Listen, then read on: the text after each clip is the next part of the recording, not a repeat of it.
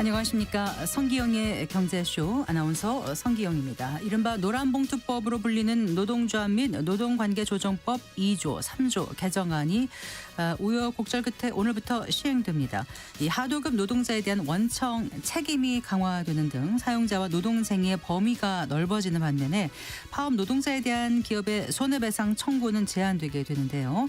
노동 현장에 새로운 변화가 생기는 만큼 당분간 혼란이 불가피해 보입니다.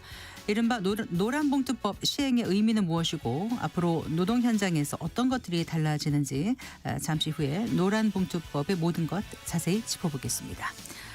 집값 상승에 대한 기대가 3년 7개월 만에 큰 폭으로 떨어졌습니다. 이재명 대통령이 연일 다주택자를 향해서 압박을 가한 것에 더해서 정부가 농지 소유자까지 전수조사하겠다고 나섰는데요. 오는 5월 9일 다주택자 양도소득세 중과 유예 종료와 함께 추가 규제가 예고된 상황에서 서울 집값이 잡힐지 잠시 후에 전망해 보겠습니다. 이 시간 유튜브로도 함께합니다.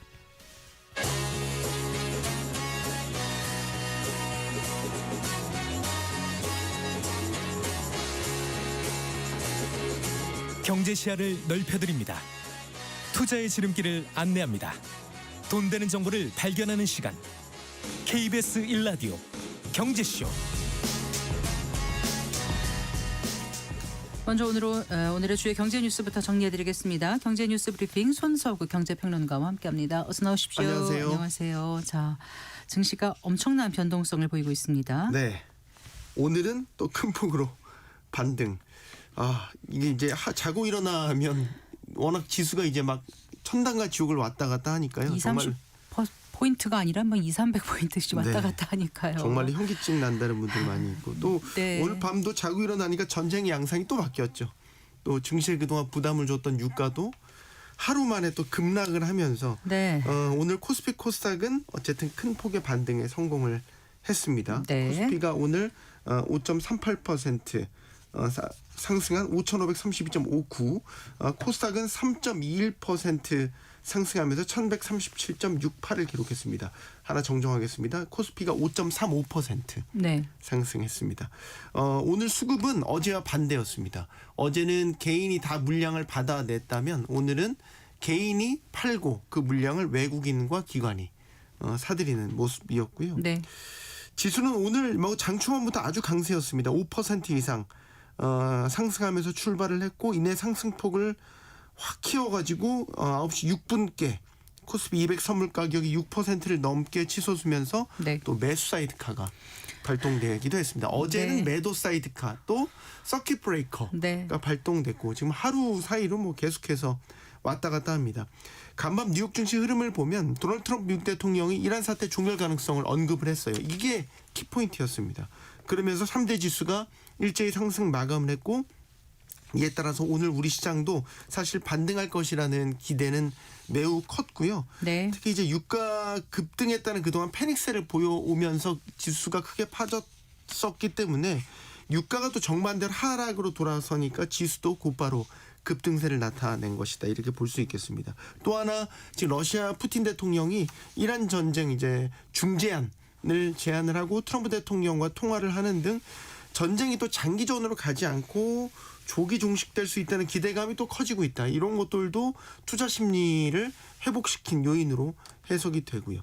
네. 오늘 종목별로 보면 시총 상위주들 다 빨간불 켰습니다. 어제 큰 낙폭을 보였던 삼성전자, SK하이닉스도 오늘 8%, 12%대 상승하면서 어제 하락분을 모두 만회해내는 모습이었습니다. 네. 유가 움직임 조금 더 살펴볼까요? 네. 지금은 유가가 많이 떨어졌습니다. 서부 텍사스산 원유 WTI 기준으로는 지금 89달러, 80달러 선까지 떨어졌고요. 네. 브렌트유는 90달러대로 떨어졌습니다.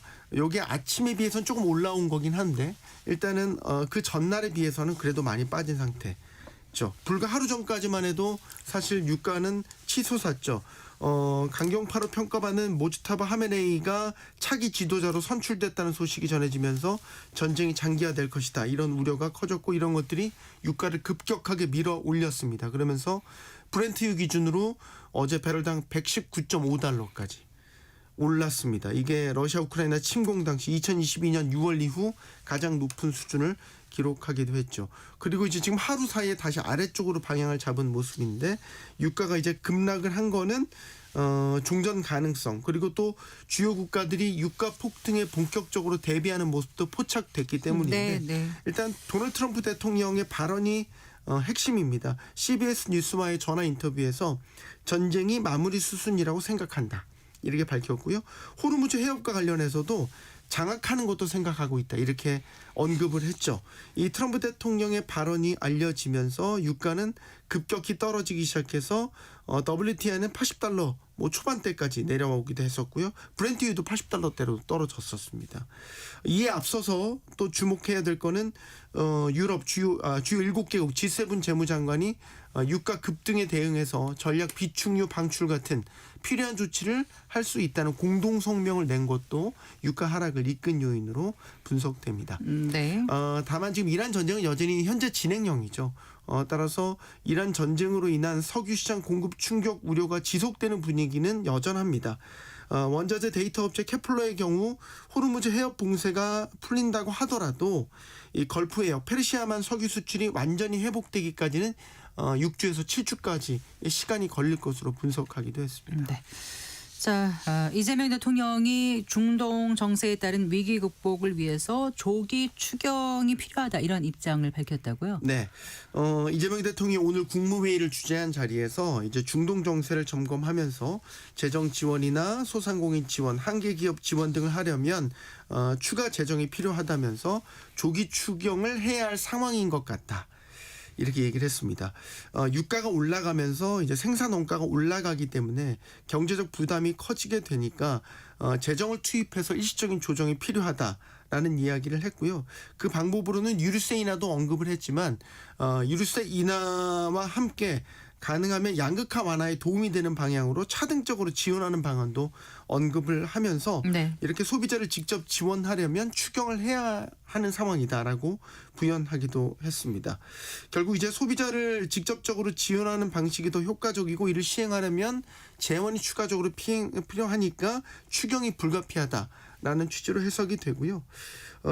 이재명 대통령은 또 올해 예상보다 세수가 더 많이 늘어나서 추경 편성을 위한 여건이 나쁘지 않다는 점도 언급을 했습니다. 네. 이 대통령의 사실상의 추경 요구에 대해서 구윤철 재정경제부 장관은 최근 반도체 업황도 좋아졌고 주식시장 활성화에 따른 거래세 증가 등으로 재원이 늘었다면서 국채 발행 없이 추경을 할 수 있을 것 같다 이렇게 호응을 했고요. 어쨌든 이 대통령의 발언으로 인해서 추경 조기 편성은 한층 가시화된 모양새입니다. 네. 고환율 영향으로 지난해 국민소득이 사실상 제자리 수준에 그쳤다고요? 네, 한국은행이 오늘 지난해 4분기 그리고 연간 국민소득 잠정 통계를 발표했습니다. 네. 지난해 1인당 명목 국민총소득 GNI는 36,855달러. 그래서 1년 전보다 0.3% 늘어나는 데 그쳤습니다. 원화 기준으로 보면 5,241만 6천 원. 1년 전보다 4.6% 늘어났는데요. 이 달러 기준으로 1인당 GNI는 2014년에 처음 우리가 3만 달러에 진입을 했었습니다. 네. 그 뒤로 이제 꾸준히 늘어서 이제 2021년에 3만 8천 달러에 근접했다가 2022년에 당시 이제 환율이 급등을 하면서 3만 5천 달러대로 주저앉았고 2023년에 3만 6천 달러대로 소폭 늘어난 뒤에 계속해서 제자리 걸음 네. 하고 있는 상태입니다. 그래서 조금 더 길게 시계열을 확장해 보면 12년째 우리가 3만 달러대의 벽을 깨지 못하고 있는 상태. 그리고 늘 우리가 이제 GNI 국민소득 발표하면서 비교하는 게 일본과 대만인데 우리가 일본은 앞질렀었죠. 다시 또 지금 추월당했고. 네. 특히 그래서 대만은. 네, 그렇습니다. 네. 대만보다도 적은 수준이고요. 지난해 일본의 1인당 국민 총소득이 3만 8천 달러 이상으로 지금 추산이 됩니다. 예. 대만은 이미 앞질렀습니다. 4만 585달러, 4만 달러대로 올라섰죠. 그래서 2023년, 2024년에는 우리가 앞섰는데 다시 역전이 된 거니까 또 이제 다시 역전을 해야 되겠죠. 왜 이렇게 그러면 달러 기준으로 우리가 제자리 걸음을 하고 있냐? 환율 영향이 역시 컸습니다. 지난해 연평균 원달러 환율을 보면 1422.16원, 외환위기 당시인 1998년보다도 평균 환율이 높았습니다. 네. 그러니까 원화 가치가 하락을 하면서 달러로 환산한 1인당 GNI 같은 지표들이 다 내려간 것으로 봐야 될 것 같습니다. 네. 자, 그리고 이제 하청 노동자가 그 원청 기업과 직접 교섭할 수 있는 노란 봉투법 이제 오늘부터 시행됐는데요. 네. 시행 첫날부터 원천 기업을 상대로 한 교섭 요구가 잇따랐다고요? 네, 오늘 민주노총 금속노조에 따르면요. 현재까지 기업 147곳에 종사하는 조합원 10,000명이 16개 원청에 교섭을 요청을 했고요. 네. 상징성이 큰 현대자동차, 또 현대중공업 하청 노조들도 교섭 요구서를 사측에 보내는 등 관련 절차를 밟고 있습니다. 네. 민주노총은 또 오늘 전국 곳곳에서 기자회견을 열어서요. 원청 기업들이 협상 테이블로 나와야 한다며 압박 수위를 높였고요. 한국노총도 별도의 발표를 했는데 노동자, 그러니까 하청 플랫폼 노동자를 대상으로 200만 조직화 사업을 선포하면서 또 조직 확대에 나서는 모습이었습니다. 네. 이 노란봉투법은 사용자 범위와 노동쟁의 대상을 확대하고 파업 노동자에 대한 기업의 손해배상 청구를 제한하는 내용을 골자로 하고 있습니다. 이에 따라서 사용자성이 인정이 된다면 이제 하청 노동자들도 원청 기업을 상대로 단체 교섭을 요구할 수 있는 길이 열리게 된 것이고요. 정영계는 여전히 노란봉투법 시행과 관련해서 산업 현장의 갈등이 확대될 수 있다고 우려하고 있습니다. 원청 기업의 사용자 책임이 확대되면 원하청 교섭 요구가 동시에 늘어나고 또 경영상 판단까지 노사 갈등의 대상이 될 수 있다는 점을 우려하고 있습니다. 네. 잘 들었습니다. 고맙습니다. 고맙습니다. 경제뉴스 브리핑 손석우 경제평론가와 함께했습니다.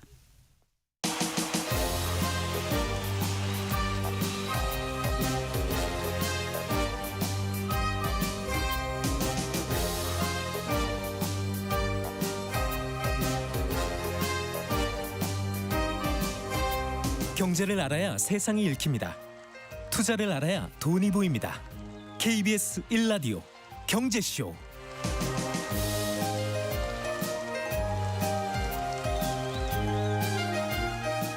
4시 17분입니다.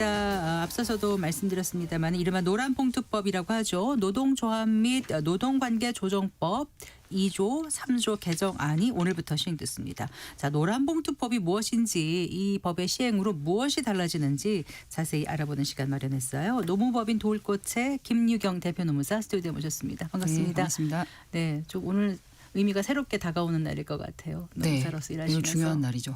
네. 노란봉투법 어떤 법인지 일단 좀 간략하게 쉽게 좀 설명을 해주세요. 네.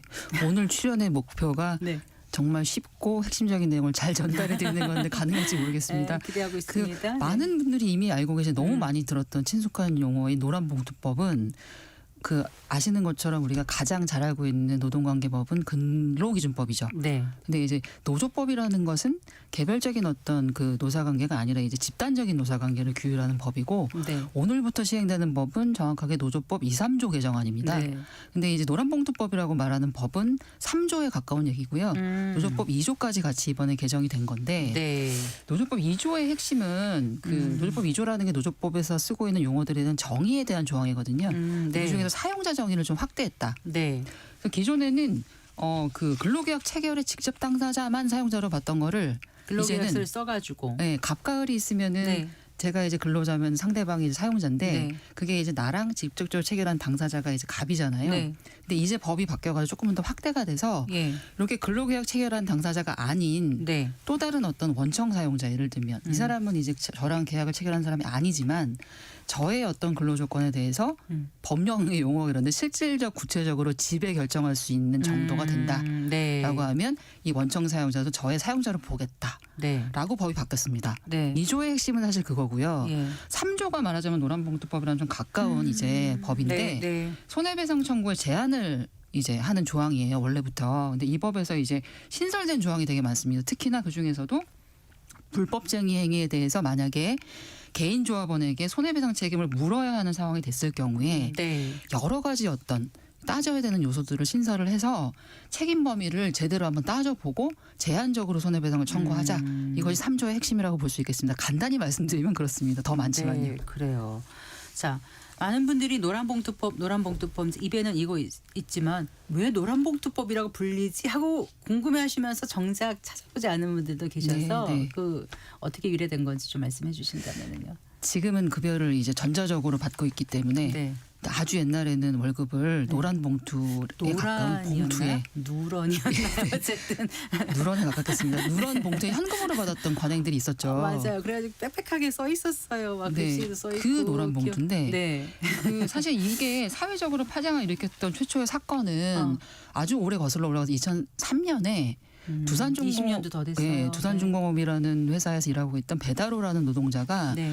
회사가 일단 노조 탄압도 있었지만은 그 파업 이후에 네. 아주 거액의 손해배상 청구를 했었고 도저히 그다음에 감당할 수 없는 상황. 예, 그 개인 집으로 네. 이제 가압류 통지서를 날리고 이런 상황에서 네. 고통받다가 이제 분신했던 사건이 있었고 아. 그게 어떻게 보면 최초로 사회적 파장을 일으켰던 사안이고 이 사안을 더 잘 아실 것 같은데 2013년에 쌍용자동차 파업이 있었습니다. 네, 네. 근데 그때 굉장히 이제 또 큰 액수의 손해배상 청구가 됐을 때 네. 어떤 시민이 이제 언론 칼럼에다가 이런 제안을 했어요. 그 이제 손해배상 청구에 우리가 모아보자. 1인당 뭐 4만 얼마씩 해서 그게 47억인가 네. 개인에게 청구된 맞습니다. 거를 그걸 다 1인당 4만 7천 7천 원씩 원씩 모으려고 하자. 해서 모아서 모금을 해보자. 그래서 음. 그때 그분이 노란 봉투에 실제로 그 돈을 담아서 아 월급 봉투를 상징하는 노란 네네. 봉투에 담아서 그 모금을 하기 시작한 것이 이 네. 말의 유래가 됐습니다. 네. 그래서 이후에 사실은 이 법이 뭐 여러 과정을 거치면서 이제 논란이 재점화가 됐고 이러면서 19대 국회에서 이미 두 번의 그 국회 통과, 본회의 통과가 있었는데 그 19대에서는 입법 발의가 됐었고 네, 죄송합니다. 21대에서 21대, 네네네. 22대에서 됐었죠. 21대, 22대 예, 국회에서는 각각 본회의를 통과를 했지만 네. 잘 알고 계시는 것처럼 대통령이 두 번이나 거부권 행사하면서 당시 폐기가 됐고요. 대통령이 네. 네. 그리고 이제 새 정부 출범 이후에 비로소 이제 법이 최종적으로 이제 지난해 9월 9일날 공포가 됐고 8월 30일에 국회 본회의 통과한 후에 예, 공포가 6개월이 되고 경과된 날이 오늘이죠. 이제 네. 오늘부터 비로소 개정법이 시행되게 공포 후 이르렀습니다. 6개월 지나야 이제 시행이 되는 네네네. 거니까요. 네. 네. 그런 이제 어떻게 보면 좀 지난한 과정을 거쳐 왔습니다. 크게 담겨져 있는 법이 어떤 건지 지금 내용은 골자는 말씀해 주셨는데 사실 이렇게 오래 시간이 걸렸던 거는 서로 간의 입장이 첨예하게 엇갈렸기 때문이 아닐까 싶은데 노동계와 경영계 입장이 지금 어떻게 달랐었던 건지 좀 설명을 해 주신다면요. 그 처음에 논란이 시작됐을 때부터 그리고 법 개정 과정을 거치는 내내 사실 일관되게 네. 노동계에서는 사실은 단체 교섭권이라는 것은 사용자가 누구냐를 따지기 전에 헌법상 보장된 권리다. 그리고 하청 노동자들이 실제로 어떤 노동 조건, 특히 임금 등을 만약에 올리고 싶으면 네. 진짜 사장인 원청하고 얘기를 해야지 풀린다. 이게 아주 심플한 어떤 논리였습니다. 하청업체 근로자의 경우. 네. 하청 사장은 사실은 임금을 올릴 수 있는 실질적인 권한이 없는 거죠. 원청이 도급을 줬을 때 네. 원청이 사실은 임금을 올릴 수 있는 권한을 갖고 있다 보니까요. 그래서 진짜 사장이 나와서 교섭을 해야 된다. 이런 논리로 계속 이제 법을 개정해야 된다고 했던 거고 반대로 경영계는 네. 이게 뭐 그 아까 잠깐 제가 건너뛰었지만 뭐 쟁의행위 범위를 확대하고 이런 내용까지 포함되어 있다 보니까 그 쟁의행위가 파업인데 그 뭐 불법 파업을 용인하는 법 아니냐. 그리고 손해배상의 책임 관련해서도 법을 바꾼다고 하니 마음대로 불법 파업할 수 있는 거 아니야라든가 네. 특히나 이제 하청업체가 굉장히 많거든요. 원청 입장에서는 자동차 이런 거 굉장히 많을 것 예, 같아요. 수백 개가 되는데 네, 네. 그럼 수백 개에서 다 노조가 만들어져서 100개 정도가 생기게 되면 네. 1년 내내 원청이 100개의 교섭을 하면서 다른 일을 못하는 거 아니냐 이런 반발을 해왔고 실제로 이런 민법상 손해배상 원칙 등 법의 근간을 흔드는 특례 조항이다. 이건 무슨 얘기예요? 그러니까 우리 방금 아까 말씀드린 것처럼 3조는 손해배상 책임을 제한하는 이제 법이라고 말씀을 드렸잖아요. 근데 네. 이제 여기 어떤 민법하고는 조금 다르게 특례 조항처럼 어떤 특별한 경우에는 어떤 그 불법 쟁의행위라고 하더라도 개인에게 어떤 과도하게 손해배상 책임을 물리지 말자. 그리고 일부 범위에서는 어떤 손해배상을 면제해주는 권리라든가 이런 것들을 쭉 3조에 신설을 했거든요. 그러니까 원래 민법에서는 불법으로 한 거에 대해서는 구제해주지 않는다는 게 대원칙이 기본적으로는 그런 거잖아요. 불법 행위에 대해서는 손해배상 책임을 청구할 수 있다가 네, 기본적인 이제 법리인데 네. 그것을 흔드는 거 아니냐 이런 식의 얘기들도 이제 노동부에서도 있었던 것이죠. 노동부에서도 그래서 네. 사실은 그래서 아까 말씀드렸던 2003년도부터 예. 법이 만들어지기까지는 그런 논란이 계속 대립돼 왔던 거죠. 네. 그래요.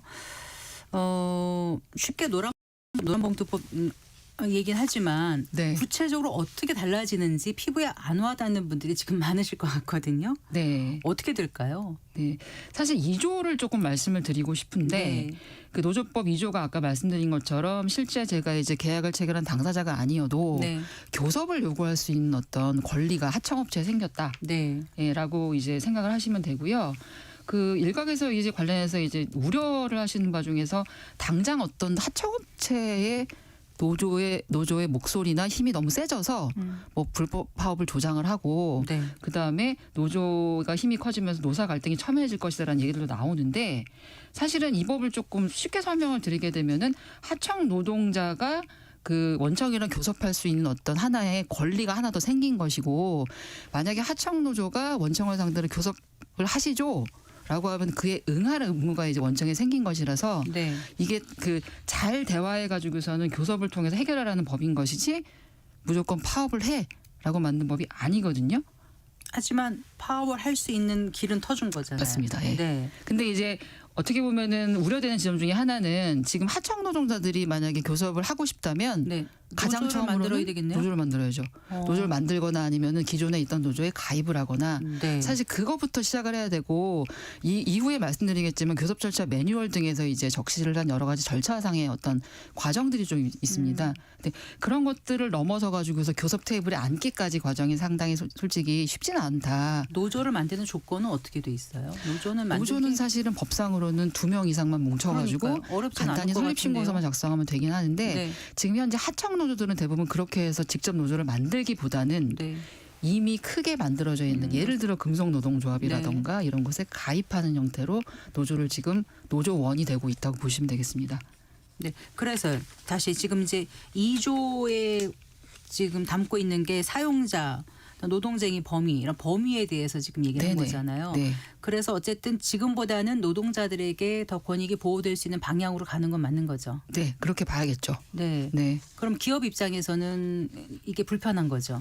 불편할 수 있지만 사실은 궁극적으로는 어떤 그 노사 간의 분쟁으로 인한 사회적 비용이라던가 갈등 요소들을 한층 더 쉽게 없앨 수 있는 방법을 하나 더 만들었다고 보고 있습니다. 노사 갈등이 더 줄어든다고 보시는 거예요? 저는 그렇게 돼야 된다고 보고 있고 왜냐하면 기존에는 사실 하청 노조가 뭔가 근로 조건을 좀 개선하고 싶을 때 네. 하청업체랑 일단 교섭을 열었잖아요. 근데 거기서 해결되지 않습니다. 그러면 장기화되고 그다음에 실제로 파업으로 가고 그다음에 원청의 교섭을 요구를 했을 때 그것이 또 해결이 안 되면 또 다른 어떤 갈등으로 갈 수밖에 없는 구조가 계속 상존했던 건데 지금은 아예 처음부터 하청 간의 어떤 그 교섭할 사람을 만들고 원청이랑 교섭할 수 있는 길을 열어줬기 때문에 네. 처음부터 이렇게 진짜 사상하고 교섭할 수 있는 기회를 계속 만든다고 하면 궁극적으로는 오히려 갈등이 저는 줄어들지 않을까. 그렇게 그리고 돼야 된다고 생각을 하고 있는 것이죠. 좀 예를 들어서 어떻게 가능할지 좀 설명을 해주세요. 그 공공부문이라든가 민간이라든가 마찬가지로 쉽게 한번 예를 들어보면은 네. 만약에 원청은 되게 다양한 유형이 있을 수가 있는 거죠. 예를 들어 공공부문이라고 한다 그러면 대한민국 중앙정부라든가 지자체가 원청일 수도 있습니다. 그렇죠. 네. 네. 네. 그래서 예를 들면 이런 거예요. 서울시가 이제 위탁을 준 다산콜센터다. 예를 들어. 네. 라고 했을 때 서울시를 상대로 직접 이제 교섭을 한다거나 이런 게 가능해진다. 지금 이미 그렇게 많이 해왔습니다. 다산콜센터에서 일하는 분들이 이 노조를 서울시를 만들어서 상대로 할 수 있다. 지금 이 말씀을 이미 주시는 그렇게 거죠? 해왔었고 그거와 비슷한 사례들이 앞으로도 계속 나올 거라고 생각이 되고요. 네. 민간 영역에서는 이미 사례들이 되게 많은데 뭐 CJ에 대한 통운이라든가 대우조선해양 등의 어떤 사례들을 보게 되면 네. 결국은 하청에서 노조를 막 만들어가지고 원청하고 교섭을 했었고 실제로 뭐 초장시간 노동이라든가 저임금 문제 등을 결국은 여러 가지 지난한 과정을 거쳐서 해결한 실마리는 원하청 간 교섭이었거든요. 하청 간에 이미 교섭했던 사례들이 있습니다. 네, 네. 그래서 판례라든가 노동위원회 판정단이 이미 많이 존재를 하고 그것들을 다 반영해서 이번에 노조법에다 담았다고 보시면 될 것 같아요. 원하청 간 교섭 사례가 이미 많이 존재를 하거든요. 네. 네. 그러면 왜 기업들은 이렇게 반대를 할까요? 이미 아까 시작되고 있었고. 언급을 하셨지만 네. 불편하다는 표현을 쓰셨는데 이것이 어떤 당연한 어떤 권리를 주장하는 여태까지 사실 그랬지만 교섭을 그 하청을 계속 만드는 이유들이 원청이 있지 않습니까? 그러니까 원청이 만약에 100개의 어떤 하청을 갖고 있다 혹은 외주라던가 그다음에 도급을 줬다고 하는 것은 사실 궁극적인 목적은 약간은 비용 절감 그리고 어떤 시효내고 등을 위해서 그렇게 이제 쉬운해고. 예. 다각화를 했던 간접 고용을 다각화했던 어떤 역사들이 있는데 지금 그 하청업체들로부터 교섭 요구가 온다. 그러니까 즉각적인 어떤 반발 등이 있다라고 보여지는데 네, 네. 결과적으로는 사실은 아까 말씀드린 것처럼 이 부분을 직접 해결할 수 있는 진짜 사장이 나서서 네. 이런 문제들을 처음부터 해결하려는 어떤 의지를 보여준다면 결과적으로는 기업 입장에서도 어떤 비용을 더 줄일 수 있는 길이 되지 않을까라는 생각을 하고 있습니다.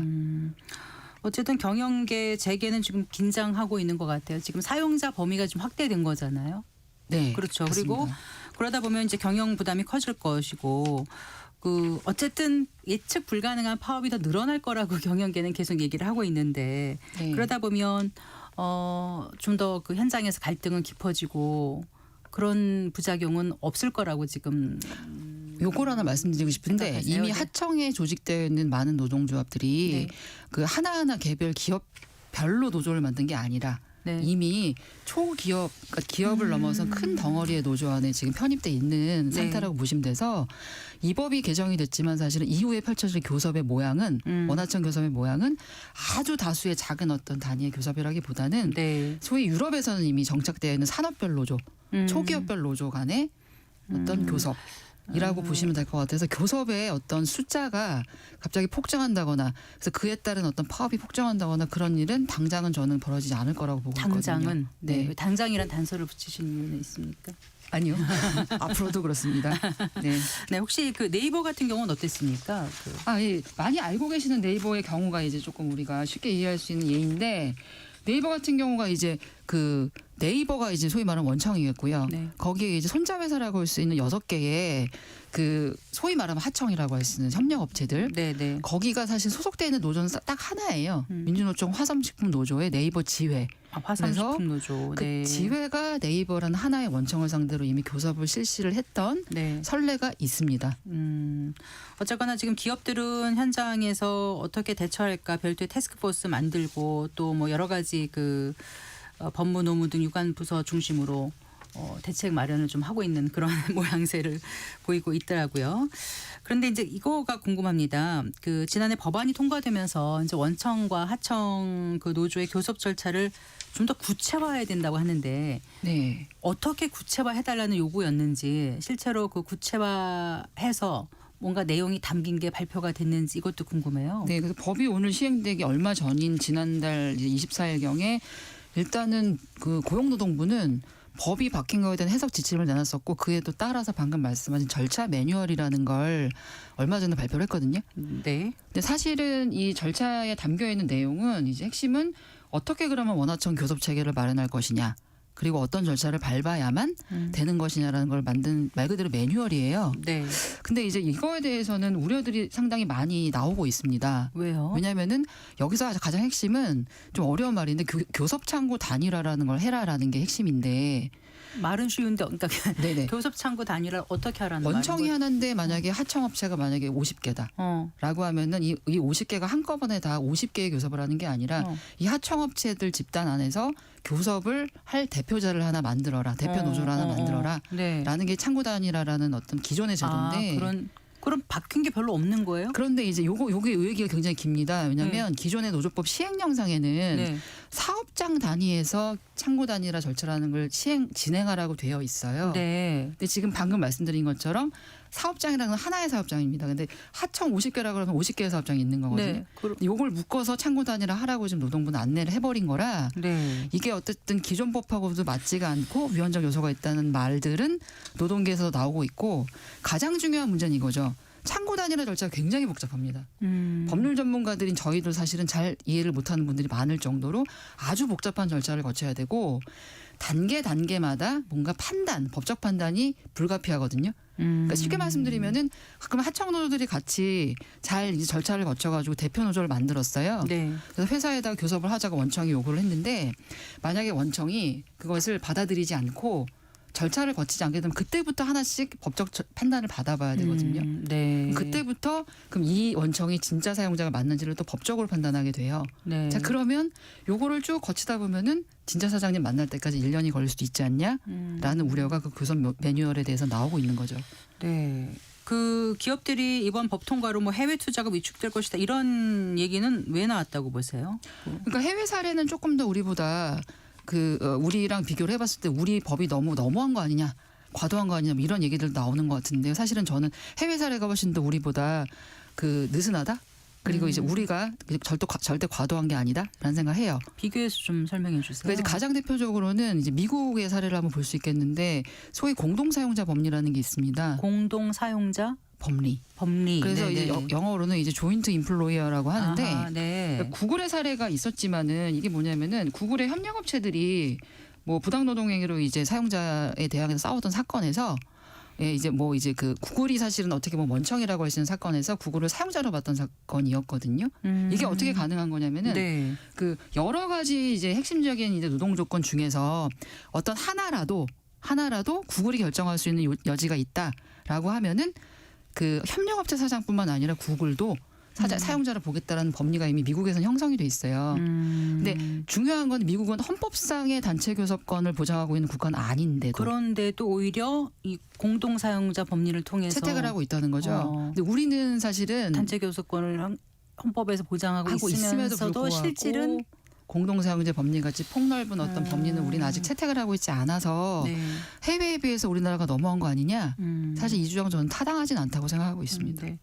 어쨌든 김영훈 고용노동부 장관은 이제 아직 발생하지 않은 노사 갈등에 대한 우려가 부풀려졌다면서 노란봉투법에 대해서 노사 간 대화와 협력으로 문제를 풀어나가야 된다 이렇게 이제 얘기를 했고요. 이 법 시행에 대한 우려를 나타내는 측에서는 시행 전에 좀 법 적용에 대한 명확한 기준과 매뉴얼이 부족하다고 계속 지적을 했는데 아까 말씀하신 개정 노조법 해석 지침하고 원하청 상생 교섭 절차 매뉴얼 이 두 문서 나온 것만으로는 좀 부족하다고 생각하십니까? 근데 오히려 부족한 걸 넘어서서 네. 약간의 뭔가 법적인 분쟁이라던가 네. 논란의 어떤 소지가 큰 매뉴얼이었다고 생각하고 그러나 다만 이제 김영훈 장관이 평소 이 법에 대해서 뭐 이렇게 표현하셨더라고요. 대화촉진법, 상생법. 네. 네, 저는 그 취지에 맞게 이 법이 가야 되고 노동부가 이제 그런 차원에서는 조금 더 대화가 교섭이 원만하게 원화청과 이루어질 수 있는 어떤 여러 가지 장치를 마련하고 네. 판단해서 너무 까다로운 절차를 거치지 않도록 분위기를 조성해 주는 게 가장 큰 역할이지 않을까라고 생각합니다. 어쨌든 노동부가 법 시행 이후에 이제 제도적 지원에 좀 나서야 될 것 같아요. 이게 뭔지 좀 사업장별로 좀 알리는 그런 노력도 해야 네. 될 것 같고 그렇죠? 맞습니다. 네. 정기 세미나 이런 것도 개최하고 네. 그럴 계획으로 알고 있는데 노무사시니까요. 근로자, 이제 노동자들이 이번 노동조합 및 노동관계조정법 일부 개정 법률안 시행으로, 그러니까 노란봉투법 시행으로 알아두면 좋은 내용 있으면 끝으로 좀 짧게 정리해 말씀을 드릴 주신다면요. 텐데 이미 오늘 3월 10일 오늘 시행일로부터 네. 많은 노조가 이미 개선 요구를 하고 이랬던 걸로 알고 있습니다. 맞아요. 네, 근데 앞에서도 뉴스로 한 가지 꼭 전해드렸습니다. 강조하고 싶은 내용은 이미 헌법상 단체 교섭권이 있기 때문에 네.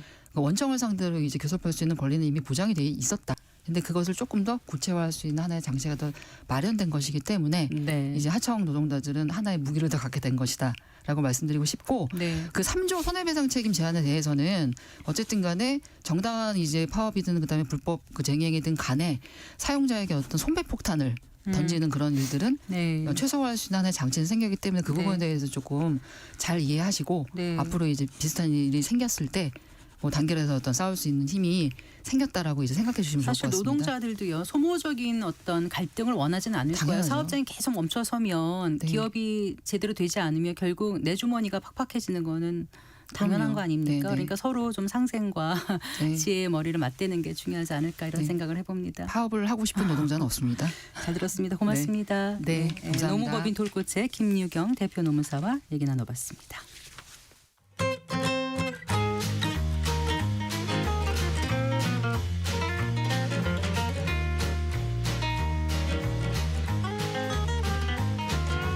경제 맛집 투자 핫플. 지금은 돈 벌기 딱 좋은 시간. KBS 1라디오 경제쇼.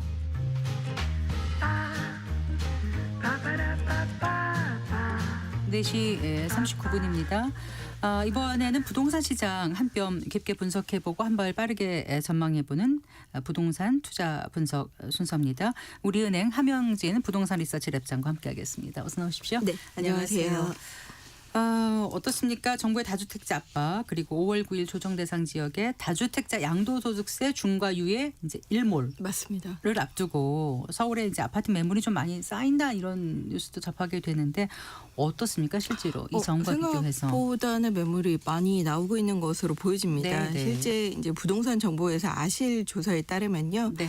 3월 4일 기준 1개월 전보다 서울 아파트 매매 매물이 한 25% 증가했습니다. 네. 총량으로 보면 한 7만 4천 가구 정도인데요. 종전에는 사실 6만 가구가 채 되지 않았었거든요. 서울의 7만 호대 아파트 매물 적체는 생각보다 굉장히 오랜만이었다고 보여지고요. 일단 같은 기간 매물이 많이 나온 지역이 있습니다. 어디요? 성동, 성북, 동작, 강동, 마포, 송파, 동대문 이렇게 한강벨트 주변에 매물이 좀 많이 나왔고요. 이런 지역은 지역별로 한 달 전보다 35%에서 많게는 52% 정도 매물량이 증가했다고 하는데요. 네. 일단 이 해당하는 지역이 지난해 가격이 워낙 많이 오르기도 했었고요. 추가적으로 가격 하락에 대한 기대는 크지는 않을 수 있는데 대출 규제라든지 다주택자에 대한 세금 강화 시그널이 워낙 강하기 때문에 네. 일단 이 기회에 매물을 팔자는 분들도 있는 것으로 보여집니다. 네, 그런데요. 이제 세금 중과를 피하기 위해서 세액 매물을 내놓은 다주택자 물건을 무주택자 실수요자라고 맞습니다. 하잖아요. 무주택자 구입하게 되면 사실상 최대 2년까지 네, 이른바 갭 투자도 가능하게끔 이제 정부가 길을 열어준 거 아니겠습니까? 맞습니다. 근데 좀 주의할 점이 있다면서요. 이런 맞습니다. 거래에 있어서. 네, 지금 말씀하신 것처럼 일단 매도자 그 갭투를 할 수 있는 부분들은 이제 매도자는 다주택자여야 하고요. 네. 실질적으로 그 아파트를 매수하는 분들은 말씀하신 대로 무주택자여야 합니다. 그러니까 예를 들어 1주택자가 주택을 갈아타기 위한 교체수의 목적에서 네, 네. 내지는 다주택자가 해당 주택을 갭투할 수는 없다고 보여지고요. 일단 세를 낀 매물을 구입할 때 매도자의 기존 임대차 계약을 승계하는 주택 거래이기 때문에 말씀하신 대로 매수자는 한시적으로 최대 2년간 갭 투자가 가능한데요. 이것도 좀 조건이 있다고 할 수 네, 있습니다. 2026년 2월 10일 그 대책 발표일 이전에 체결된 임대차 계약이어야 하고요. 해당하는 임대차 계약의 종료일이 2028년 2월 11일 이전이어야 합니다. 왜냐하면 네. 2028년 2월 11일 이전에 그 매수자가 실입주를 완성해야 되기 때문에 네. 갭 투자 기간이 최대 2년이지만 요 해당하는 기간 안에 일단 세를 낀 매물을 구입할 수 있다. 이렇게 생각하시면 되겠습니다. 세입자가 갑자기 못 나간다거나 이러면 어떻게 되는 건가요? 사실 그런 부분들 때문에 네.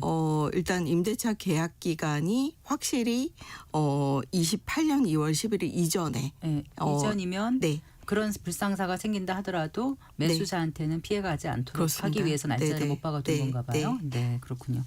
그런데 이제 서울 25개 구가 다 토지거래 허가 구역이지 않습니까? 네. 그런데 이제 5월 9일까지 계약서를 써야 되는 거잖아요. 네. 근데 토지거래 허가 구역이면은 약정서 쓰고 구청의 허가도 받아야 되니까 사실은 그 전에 계약을 해야 되는 거 아닌가요? 그럼 실제로 예.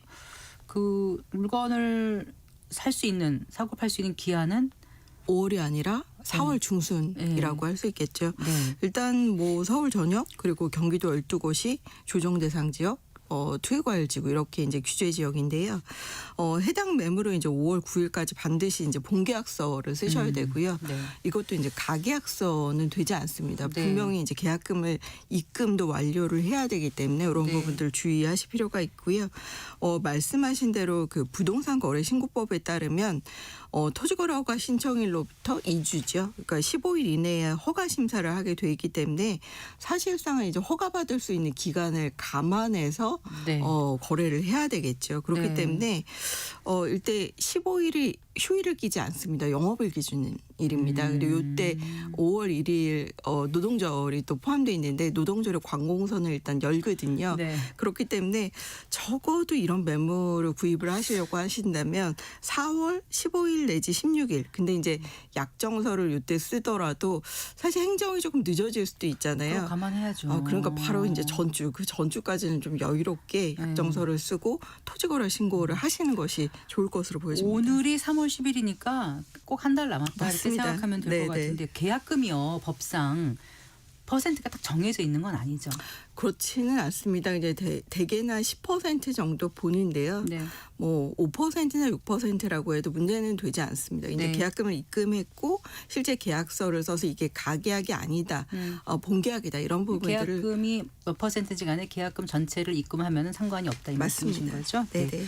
그런데 그 세낀 매물의 그 매수자 그 실거주 의무 유예를 놓고 이제 일부 구청에서도 그랬다면서요. 최초 임대차 계약만 가능하다.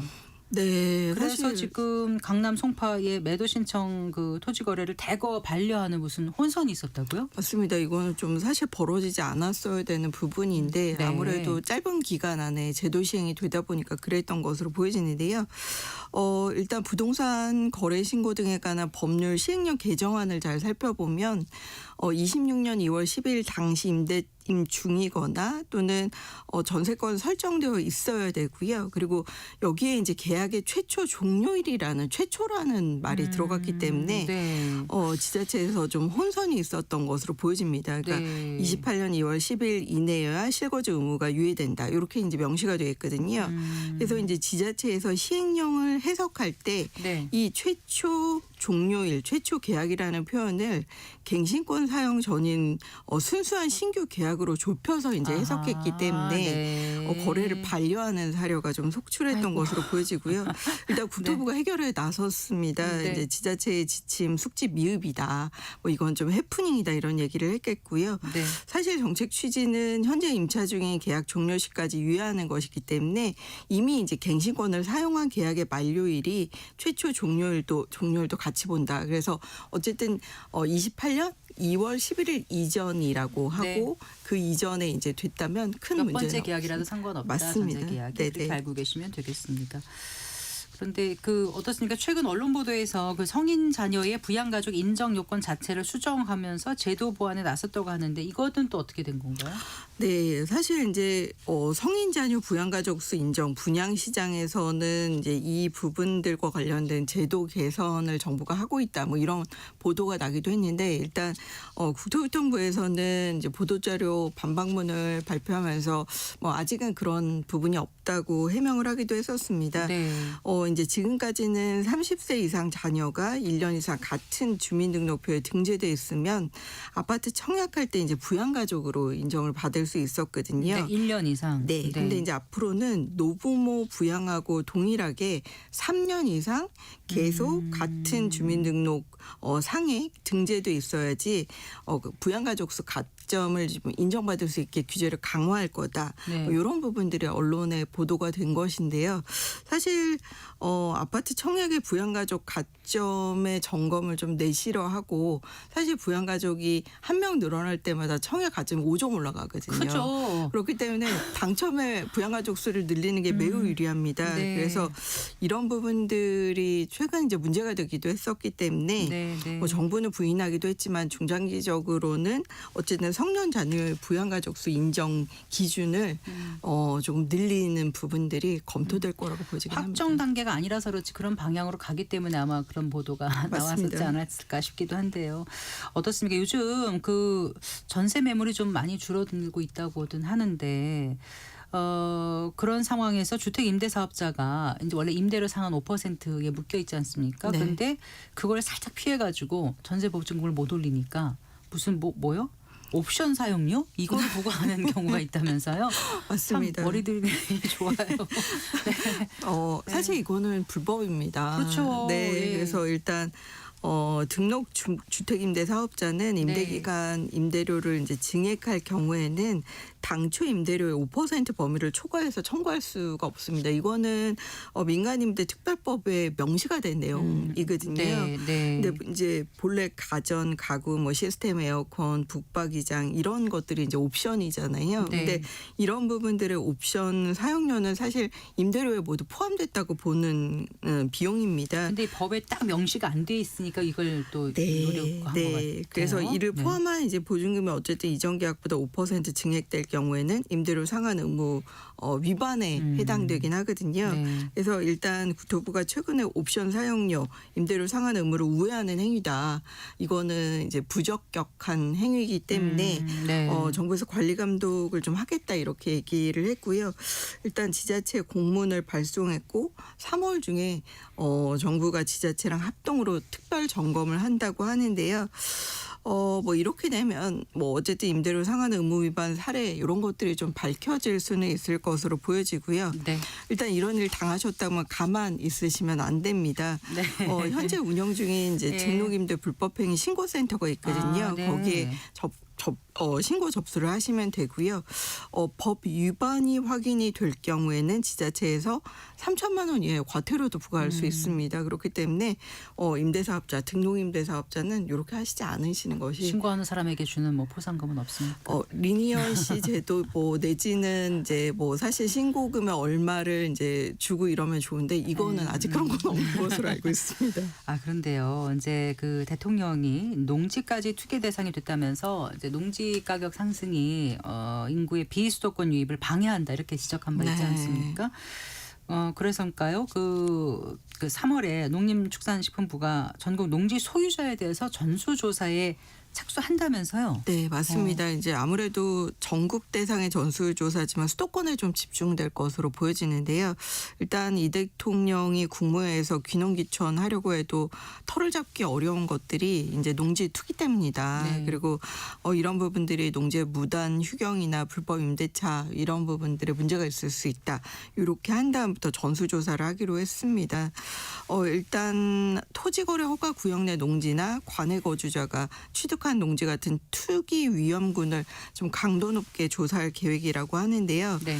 사실 농지는 원래 농어민만 좀 취득할 수 있기 때문에 네. 경자유전 원칙에 따라서 사실 농지의 취득 소유 제한하고 있잖아요. 네. 뭐 예를 들어 농지 취득 자격 증명을 갖고 있어야 된다든지 그렇죠. 네. 뭐 90일 이상 뭐 농업업에 종사를 해야 한 해에. 된다든지 네. 뭐 이런 부분들이 있거든요.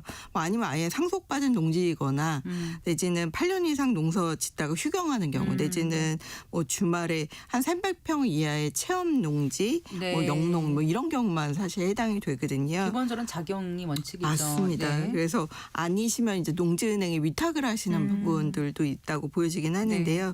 사실 농촌 인구 감소 그렇기 때문에 정부가 5극 3특이나 지역균형 발전을 하려고 하더라도 귀농귀촌을 하려면 땅값이 좀 떨어져야 되는 네. 이슈들을 생각하는 것으로 보여지고요. 예. 이번에 이런 부분들을 바짝 단속할 아. 것으로 보여집니다. 근데 실제로 농지 가격이 많이 올랐나요? 뭐 땅이란 이유로 다 올라서 시골 야산도 평당 10,000원짜리가 없다라고 대통령의 지적이 있었는데요. 네, 수도권 위주로 좀 많이 오르긴 했는데요. 사실 이게 이제 나대지라든지 주거용지 같은 도시 지역보다는 좀 덜 올랐다고나 할 수 있겠지만 네. 뭐 일부 지역은 농지 가격이 비싸기 때문에 흔히 말하는 청년농